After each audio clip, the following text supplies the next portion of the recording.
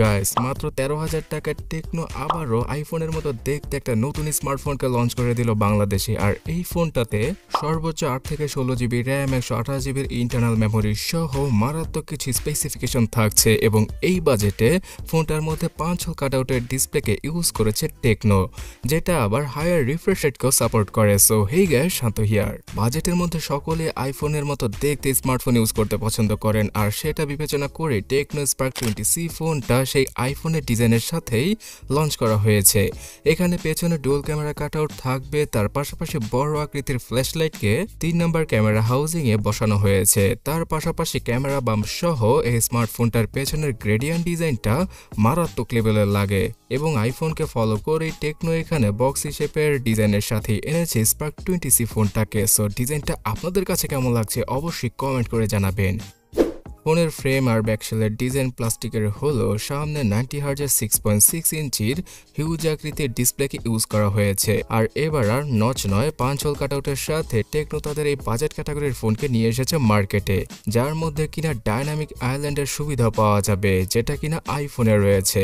তো অনেকে আইফোনের ফিচারগুলোকে কম দামি স্মার্টফোনে পেতে চান, তাদের জন্যই এই ফিচারটা অনেক বেশি কার্যকারী হবে। যদিও কিনা HD+ রেজলিউশনের সাথে আসে এই ফোনটি, তারপর 90Hz রিফ্রেশ রেটটা থাকায় কিছুটা স্মুথি মনে হবে ফোনটাকে স্ক্রল করে। ফেসবুক, টিকটক অথবা ইউটিউব স্ক্রল করে আপনারা ভালো একটা এক্সপিরিয়েন্স পেয়ে যাবেন। তো ফোনের ডিসপ্লেটা কিছুটা অ্যাভারেজ কোয়ালিটির বলতে পারেন, বিকজ এখানে কালার ক্যালিব্রেশনটা আরও কিছুটা পাঞ্চি হলে বেটার লাগতো। তারপরও এই বাজেটের মধ্যে 5 হোল কাটআউট যেহেতু এসেই পড়েছে, সেটা নিয়ে আমাদের হ্যাপি থাকতে হবে। তবে সফটওয়্যার সেকশনে টেকনো এখানে out of the box Android 14কে দিলেই পারত, সেটা না করে ব্যাকডেটেড অ্যান্ড্রয়েড 13 এর সাথে আসে টেকনো স্পার্ক 20C ফোনটি।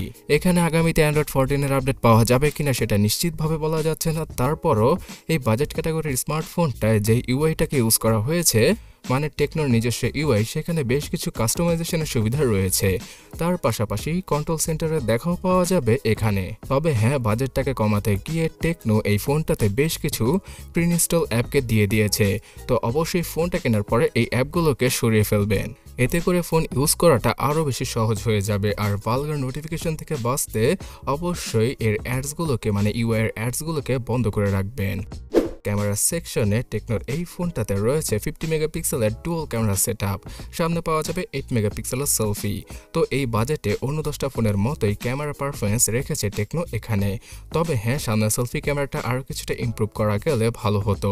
পেছনের 50 মেগাপিক্সেলের ক্যামেরাটা মোটামুটি ভালো মানের ছবি তুলতে সক্ষম।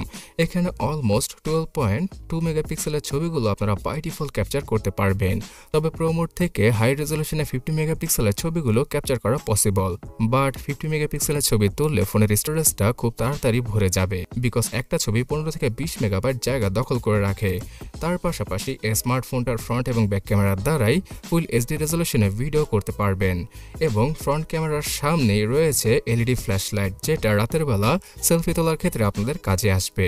তবে ইন্টারেস্টিং ব্যাপার হচ্ছে গিয়ে এই স্মার্টফোনটার উপরে এবং নিচে ডুয়াল স্পিকারের সাপোর্ট দিয়ে দিয়েছে টেকনো, যেটা কিনা যথেষ্ট লাউড বাজেট অনুযায়ী। তার পাশাপাশি 3.5mm হেডফোন জ্যাক আর সাইড মাউন্টেড ফিঙ্গারপ্রিন্ট স্ক্যানারের সাথেই আসে টেকনো স্পার্ক 20C ফোনটি। এখানে জাইরো সেন্সরটা থাকলে খুব ভালো হতো, তবে আপনারা ভার্চুয়াল জাইরো সেন্সরের সাপোর্ট পেয়ে যাবেন।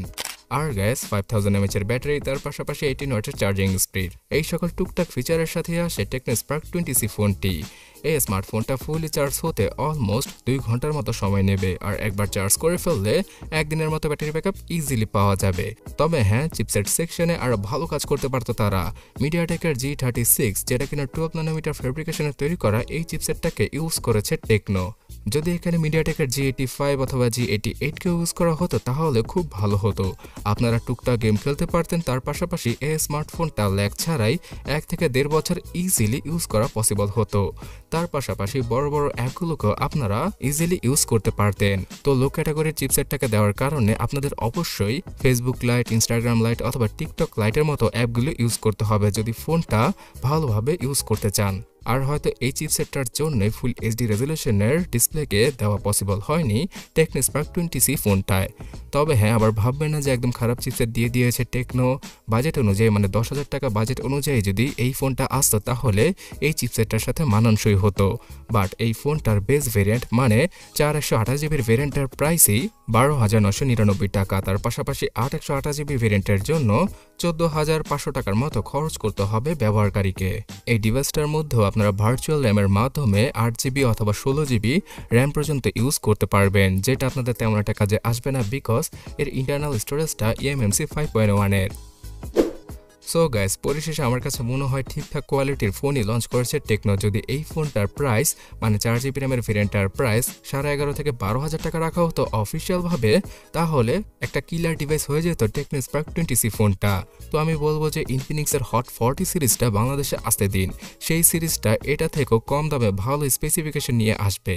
আর আগামী ভিডিওটা এই ইনফিনিক্স হট 40 ফোনটা সম্পর্কে হবে। সেই ভিডিওটা পেতে এখনই সাবস্ক্রাইব আর ফলো করে আমাদের সাথেই থাকুন। ধন্যবাদ।